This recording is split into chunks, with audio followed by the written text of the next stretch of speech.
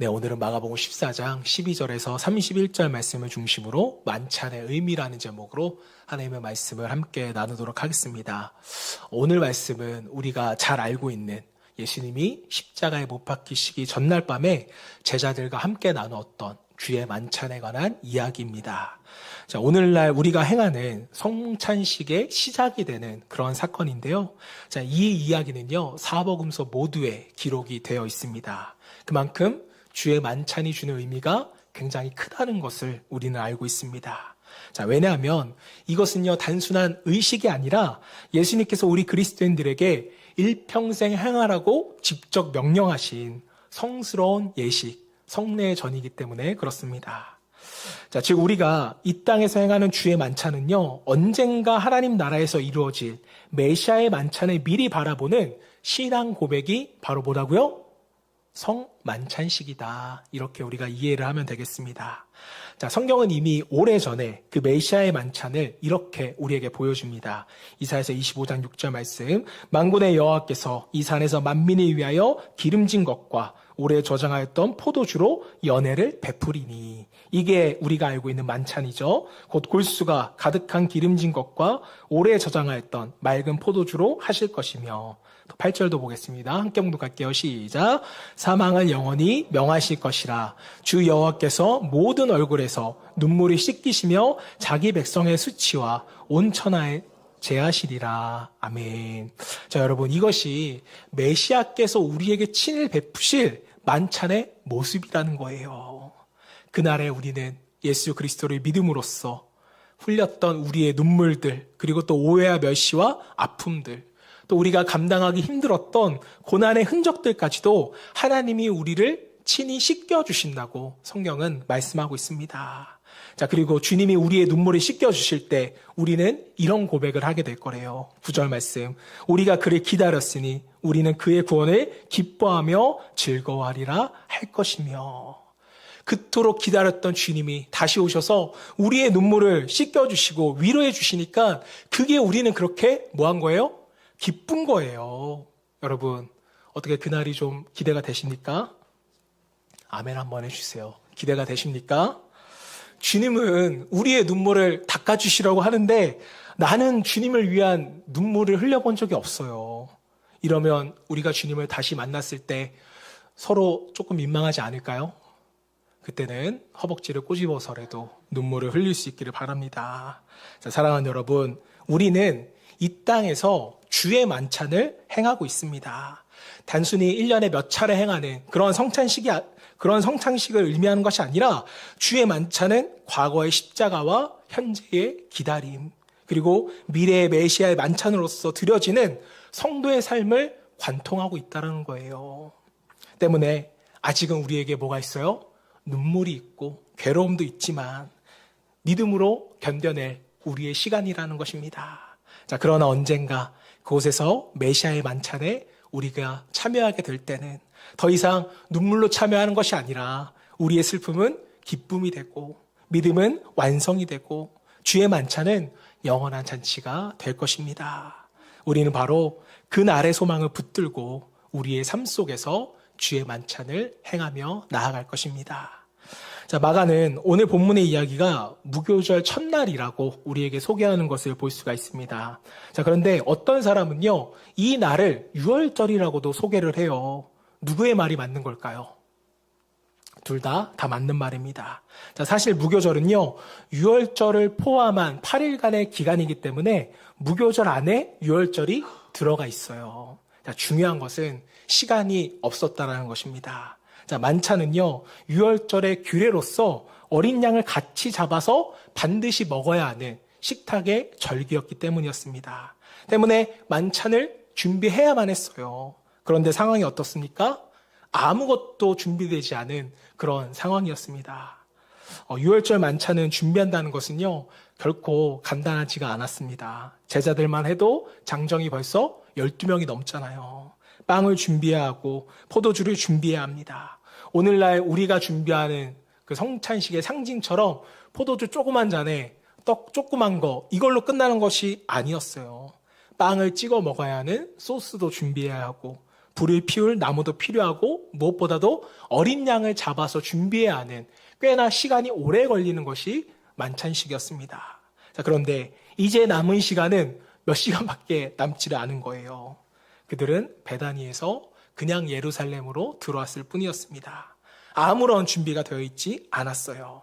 그러니까 누구의 마음은 급했겠어요? 예수님이 급한 거 보셨어요?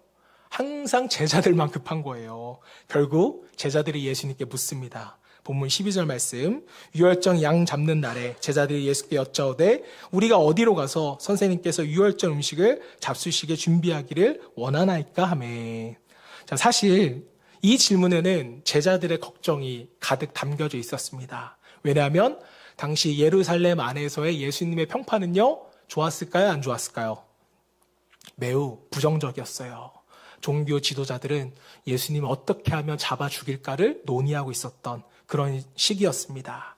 자, 만약 이런 시기에 어떤 사람이 예수님과 제자들을 위해서 만찬을 준비한다면 그 사람은 어떻게 되는 거예요? 사회적 낙인이 찍힐 수 있는 그런 상황이었던 거예요. 때문에 제자들도 이것을 알았기 때문에 유월절 규례상 해야만 하는 이 만찬식이 너무나도 걱정이 된 것입니다. 자, 그런데 이런 의도를 가지고 질문한 제자들의 질문에 대한 예수님의 답은 의외였다는 것입니다. 본문 13절, 15절 말씀. 오늘 좀 말씀을 많이 준비했는데 천천히 볼게요. 같이 읽어볼게요. 시작. 예수께서 제자 중에 둘을 보내시며 이르시되 성내로 들어가라. 그리하면 물 한 동이를 가지고 가는 사람을 만나리니 그를 따라가서 어디든지 그가 들어가는 그 집 주인에게 이르되 선생님의 말씀이 내가 내 제자들과 함께 유월절 음식을 먹을 나의 객실이 어디 있느냐 하시더라 하라. 그리하면 자리를 펴고 준비한 큰 다락방을 보이리니 거기서 우리를 위하여 준비하라 하시니. 자, 놀랍게도 예수님의 대답은요, 만찬이 이미 뭐하다는 거예요?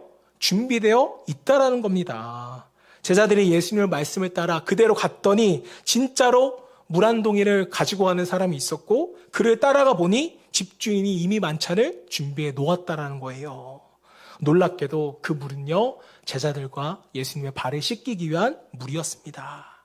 전통에 따르면 이 집은 마가의 아버지의 집입니다. 그곳에는 이미 만찬에 대한 모든 준비가 되어 있었어요. 예수님과 제자들은 그 집에 도착해서 완벽하게 준비된 유월절 만찬을 시작하게 됩니다. 자, 그런데 식사가 한창 진행되고 있는 그 순간 예수님께서 느닷없이 이렇게 말씀하시는 거예요. 18절 말씀. 너희 중에 한 사람 곧 나와 함께 먹는 자가 나를 팔리라 하신대. 제자들이 만찬을 잘 먹고 있는데 갑자기 예수님이 급체할 만한 놀라운 이야기를 전하는 겁니다. 그래서 모두 이렇게 묻는 거예요. 예수님, 나는 아니죠? 흥미로운 것은 19절 말씀을 보시면 이 질문을 한꺼번에 묻지 않습니다. 한 사람 한 사람씩 돌아가면서 예수님께 묻는 거예요.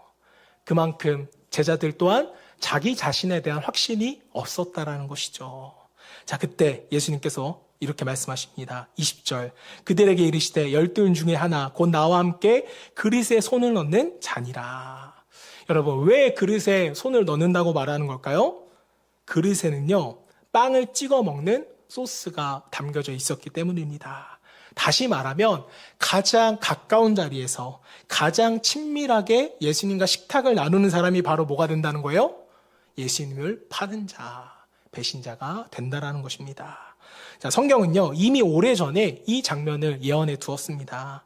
우리 시편 41편 9절 말씀 함께 공독합니다. 시작.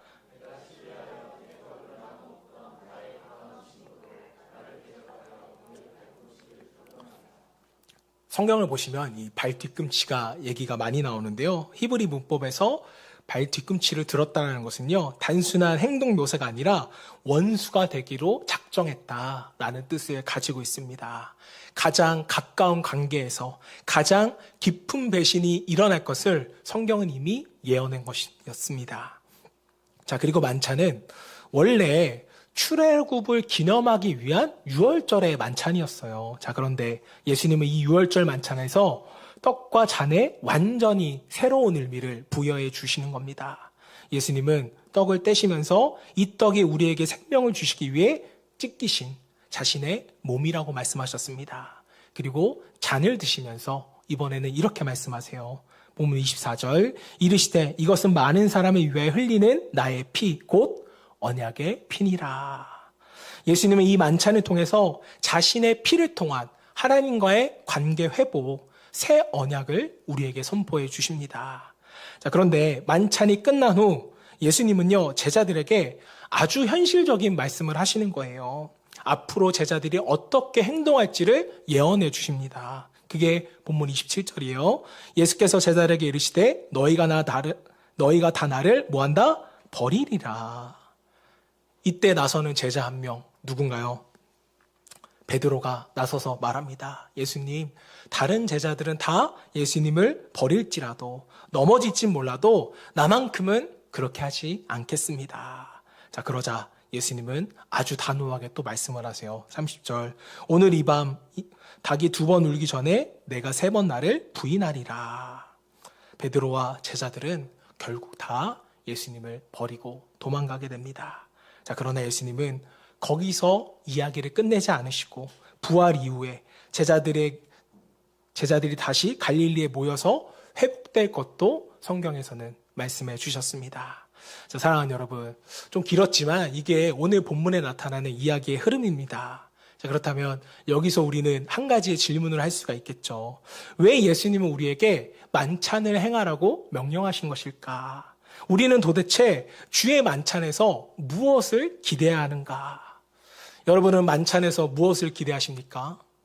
배부름을 기대하시나요?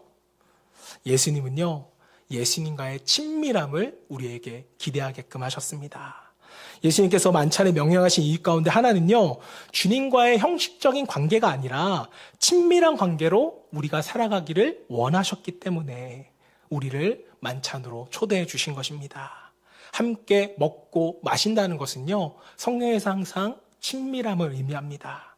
주님은 비록 그들이 실패할 것을 아시면서도, 배신할 것을 아시면서도 그 제자들과 함께 식탁을 나누셨던 것입니다. 자, 이것은 본문이 우리에게 주는 분명한 메시지죠. 주의 만찬은 완벽한 사람을 위한 자리가 아니라 주님과 더 친밀해지기 원하는 사람들을 위한 자리이다. 여러분, 이것이 바로 예수님께서 우리에게 만찬을 행하라고 하신 이유이면서 진짜 만찬의 의미입니다. 본문 말씀은 만찬을 통하여서 예수님과의 친밀함을 우리에게 강조하고 있습니다. 오늘 저와 여러분 모두가 주의 만찬의 의미를 나눌 때 예수님의 목적처럼 우리의 삶 가운데 이루어지는 성만찬을 통하여서 예수님과 친밀해질 수 있기를 먼저 주님의 이름으로 축복합니다. 자, 그렇다면 본문에 나타난 주의 만찬의 특징을 몇 가지 더 보기를 원하는데요. 첫 번째로 교제하기 원하시는 예수님의 갈망이 이 만찬 가운데 나타납니다. 본문 13절 말씀 같이 읽겠습니다. 시작. 예수께서 성내로 들어가라. 그리하면 물 한 동이를 가지고 가는 사람을 만나리니. 자, 본문을 보시면 이 만찬은요, 이미 준비가 되어 있었다라는 거예요. 제자들이 준비한 것이 있었습니까? 아무것도 없었어요. 그저 예수님의 말씀에 순종해서 가보았을 뿐이죠. 자, 그러자 거기에는요, 이미 자리를 펴놓은 큰 다락방이 있었고 만찬은 다 준비가 되어 있었습니다. 이 말은 무엇일까요? 예수님은요, 제자들에게 너희가 열심히 준비해서 와, 이렇게 명령하신 것이 아니라 와서 함께 먹자, 제자들을 초대해 주신 것입니다. 이것이 바로 성만찬의 의미라는 거예요. 예수님은 우리와 교제하기 위해서 모든 것을 이미 준비해 주시고 기다리는 분이십니다. 때문에 우리는 그저 순종하여서 그 자리에 뭐 하기만 하면 되는 거예요? 참석하기만 하면 된다는 거예요. 저는 신앙생활을 하면서 이 원리를 너무나도 많이 경험을 했습니다. 여러분, 솔직히 말씀드리면 제가 개척을 하고 목회를 할 때에 걱정과 염려가 많았겠어요? 아니면 평안과 즐거움이 더 많았겠어요? 전자예요, 후자예요? 후자죠. 좀 더 저한테 잘해주시지 그랬어요. 분명히 후자인데 정말 때로는 앞이 보이지 않고 어디로 가야 할지를 몰랐어요. 자, 그런데 이상하게도 하나님께서 인도하신 그 자리에 가보면 놀랍게도 이미 모든 것이 다 준비되어 있다라는 것이죠. 어디로 가는지도 모른 채 저는 그저 순종했을 뿐인데 가보니 하나님이 친히 준비해 주신 그 만찬이 저를 기다리고 있었다는 것입니다. 저는 순종했을 뿐인데 하나님은 이미 다 준비해 놓으셨더라고요. 이런 경험을 통해 저는 하나님과 더 친밀해졌습니다. 그래서 행복하게 목회를 해나갈 수 있었던 거예요. 저 보면 되게 행복해 보이죠? 아니에요? 자, 이 고백을 처음으로 했던 사람이 바로 성경에는 아브라함입니다. 아브라함은 하나님을 여호와 이레, 하나님이 준비하셨다라고 고백했습니다. 여러분, 아브라함이라고 100세에 얻은 그 소중한 아들을 제물로 바치라고 했을 때 아브라함이라고 하나님에 대한 원망과 갈등이 없었을까요? 하나님이 주셨으니까 바로 드리죠. 이럴 수 있었을까요? 아니에요. 아브라함도 도무지 이해할 수가 없었을 겁니다. 자, 그러나 아브라함은 순종하는 거예요. 모리아 산에 올라가 아들을 잡으려고 하는 그 순간 하나님께서 이삭 대신에 이미 어린 양을 준비해 두셨습니다. 그 광경을 본 아브라함이 너무 놀라서 외친 말이 바로 여호와 이레예요. 하나님이 준비하셨다는 고백입니다. 자, 사랑하는 여러분, 우리는 지금까지 인생을 살면서 왜 이런 일을 겪어야 했는지, 왜 이렇게 힘들어야만 했는지 이해 못하는 순간들이 분명히 있으셨을 거예요. 자, 그러나 분명한 한 가지는 이것입니다. 우리가 하나님의 말씀에 순종하기만 하면 이미 하나님이 준비해 두신 풍성한 만찬이 우리를 기다리고 있다는 사실입니다. 이것이 바로 예수님이 저와 여러분을 만찬에 초대해 주신 의미고 이유인 것입니다. 예수님은 이 준비된 만찬을 통해서 우리와 더 가까이 하기를 원하세요. 그리고 우리는 이 만찬에 참여하게 될 때 하나님이 우리를 얼마나 사랑하고 계시는지 그 사랑을 자연스럽게 느낄 수 있게 됩니다. 그 따뜻한 손길을 경험할 때 우리는 억지로 애쓰지 않아도 주님을 더 사랑하게 되고 주님 곁에 더 가까이 머물고 싶어지더라는 거예요. 저와 여러분 모두가 이 준비된 만찬에 순종함으로써 참여할 수 있기를 소망하고요. 날마다 저와 여러분의 삶 속에서 이 만찬의 은혜를 누릴 수 있기를 주님의 이름으로 축복합니다. 자, 한 발 더 나아가서 본문에 나타난 주의 만찬의 특징은 무엇일까? 자, 두 번째는요. 우리가 만찬의 자리에 나아가면 주님과 더 깊은 교제를 할 수 있게 된다는 것입니다. 본문 22절, 24절 말씀 같이 읽어볼게요. 시작. 그들이 먹을 때에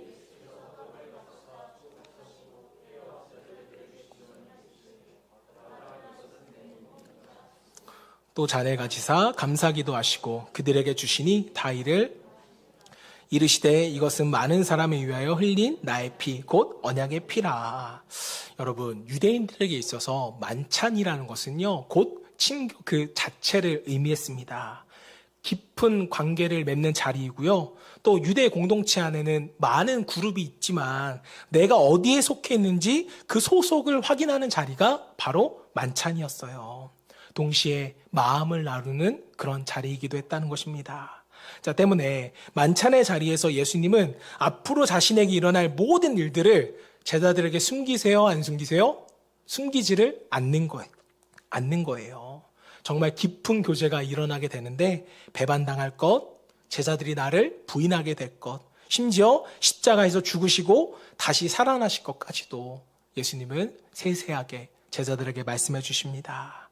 자, 예수님은요, 이렇게 자신의 속마음을 제자들과 깊숙이 나누고 싶으셨던 겁니다.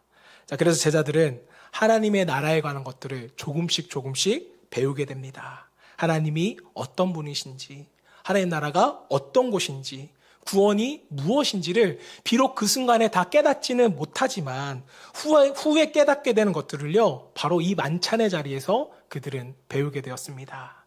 자, 사랑하는 여러분, 예수님께서 여러분을 위해서 찢기신 그 몸의 의미를 정말로 알고 계십니까? 나를 위해 흘리신 예수님의 그 피가 무엇을 의미하는지 정말 깊이 생각해 보신 적이 있으신가요? 하나님의 나라의 모든 비밀이 사실 예수님이 주셨던 그 만찬의 떡과 잔 안에 담겨져 있는 것입니다. 십자가의 고난, 구원의 은혜, 부활의 소망이 시작되는 그 식탁 위에 그 예수님의 친밀한 교제와 함께 이 모든 것이 놓여져 있었습니다. 자, 이게 얼마나 여러분 역설적인 장면이에요. 우리는 보통 나의 문제를 해결받기 위해서 예수님께 나아갑니다. 그리고 우리의 고민을 털어놓잖아요. 자, 그런데 놀랍게도 만찬의 자리에서는 우리가 예수님의 마음을 듣게 되더라는 거예요. 주님이 무엇 때문에 정말 아파하고 계시는지, 주님이 무엇을 위해 이 길을 가고 계신지를 그 식탁 위에서 알게 되는 것입니다. 자, 그러나 바로 이때 우리는 하나님 나라의 비밀을 아는 자가 돼버립니다. 예수님과의 친밀한 가운데 그 비밀을 아는 사람으로서 기꺼이 주님의 고민에 우리가 동참하게 되는 거예요. 비밀을 아는 사람은 고난을 무조건 피하려고 하지 않습니다.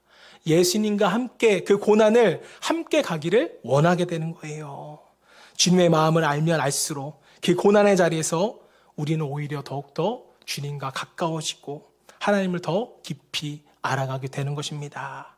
자, 이 만찬의 은혜 안에서 주님의 마음을 알고 주님의 길에 동행하며 주님과 더 깊은 교제를 누릴 수 있는 저와 여러분 되시기를 주님으로 축복합니다. 자, 그렇다면 마지막으로 본문에 나타난 주의 만찬의 특징은 무엇일까요? 자, 세 번째로 만찬의 자리에 나아가면 나보다 더 나 자신에 대해서 예수님이 알고 계심을 우리는 깨닫게 됩니다. 자, 주님은요, 우리의 모든 것을 알고 계실까요? 모르고 계실까요? 모든 것을 알고 계세요. 나의 연약함도 알고 계시고요. 실패와 상처도, 그분에 대한 우리의 충성의 맹세가 정말 한낮 바람에 날리는 먼지와도 같다는 것을 우리 주님은 다 알고 계십니다. 자, 이렇게 감격스러운 예배를 드린 뒤 불과 몇 시간이 지나지 않아서 우리가 삶의 현장에서 주님을 부인할 것조차도 예수님은 알고 계셨다라는 것이죠. 자, 그래서 베드로에게 이렇게 말씀하십니다. 본문 30절 말씀. 예수께서 이르시되 내가 진실로 내게 이르노니 오늘 이 밤 닭이 2번 울기 전에 내가 3번 나를 부인하리라. 예수님은 분명 베드로가 자신을 부인할 것을 알고 계셨습니다. 그럼에도 불구하고 주님은요, 그와 함께 만찬을 즐기기를 원하셨다라는 것이죠. 여러분 놀랍지 않으세요? 항상 저만 놀라운데 여러분이라면 자신을 배신할 사람이 누구인지 알면서도 그 사람과 만찬을 즐기실 수 있을 것 같으세요? 없어요. 그 정도로 착한 사람은 여기서 저밖에 없는 것 같아요. 다들 배신자하고는 식사를 안 하실 텐데, 자, 예수님은요, 베드로가 3번을 부인할 것을 아시고도 또 제자들이 뿔뿔이 흩어질 것을 아시면서도 주님은 이 연약한 사람들을 데리고서 뭘 즐기시는 거예요? 만찬을 즐기시는 거예요. 오히려 그들을 위해서 떡과 잔을 나누는 예수님의 모습을 우리는 보게 됩니다. 여러분, 예수님은 왜 이런 만찬을 그들에게 베푸셨을까요? 이유는 한 가지죠. 우리를 사랑하시기 때문입니다. 다른 이유가 없다라는 거예요. 그들이 비록 나를 배신할지라도 나는 그들을 사랑하기 때문에 그들과 만찬을 즐기는 것입니다. 자, 그리고 여러분, 그 사랑은요, 우리의 결심보다 훨씬 더 큰 사랑이었다는 것을 우리는 알아야만 합니다. 주님은 분명 우리의 실패를 아셨죠. 그러나 그 실패를 마지막으로 보지 않으셨다는 겁니다. 본문 28절 말씀 보세요. 그러나 내가 살아난 후에 너희보다 먼저 갈릴리로 가리라. 예수님이 왜 먼저 갈릴리로 가셨을까요? 제자들한테 너네 한번 두고 보자. 나 배신했었지. 이렇게 책망하시려고 가는 걸까요? 아니에요. 그들을 회복해 하시기 위하여, 그들에게 사명을 주시기 위하여 먼저 그들에게 찾아가신 것입니다. 여러분, 말씀을 보세요. 그들이 먼저 주님을 찾았습니까? 그들이 스스로 일어섰기 때문에 주님이 찾아간 거예요? 아니죠. 그들이 완전히 무너졌을 때, 가능성이라고는 조금도 없지만 주님의 은혜로 그들을 다시 부르시고 그들에게 사명을 맡겨주신 것입니다. 자, 사랑하는 여러분, 우리를 가장 잘 아시는 분이 우리를 포기하지 않으시고 오히려 우리를 다시 사명의 자리로 보내신다는 것, 이것이 바로 주님의 은혜이고 주님의 만찬의 의미입니다. 자, 때문에 만찬은 잘 준비된 사람을 세우는 자리가 아니라 연약한 사람을 다시 보내는 자리라는 거죠.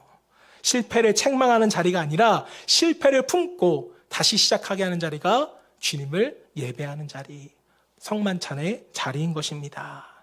우리를 향한 하나님의 사랑과 신뢰, 그리고 우리 인생을 향한 하나님의 계획이 바로 이 만찬의 떡과 잔 안에 담겨져 있습니다. 때문에 만찬의 은혜를 아는 사람은요, 주님과 더 친밀하게 교제하고 싶어지고 그 친밀함 속에서 다시 세상 가운데를 우리가 파송되어 지도라는 거죠. 사랑하는 여러분, 이제 말씀을 맺도록 하겠습니다.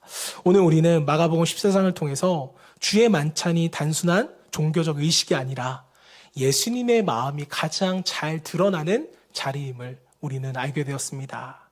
주의 만찬은 과거의 십자가를 기억하는 자리이면서 동시에 현재의 기다림을 살아내는 자리이며 장차 이루어질 하나님 나라의 만찬을 바라보게 하는 자리입니다.